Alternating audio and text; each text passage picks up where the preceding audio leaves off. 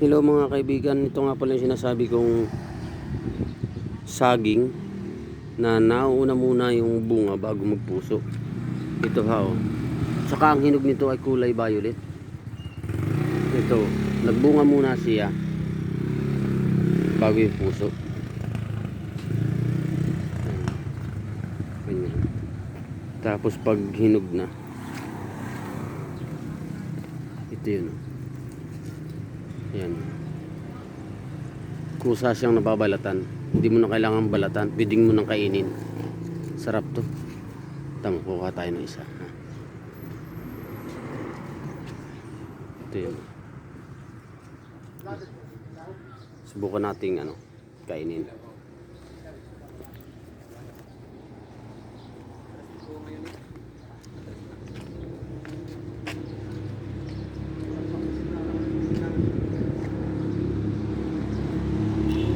Matamis pero may buto, pero matamis, sarap. Ayun yung puso niya. Titignan natin ito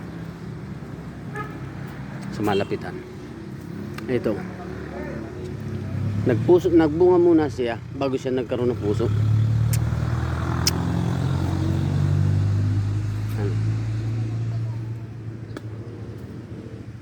Tamis. Parang yung tinatawag nilang saging amo. Halaman pala siya, hindi naman pala siya totally saging.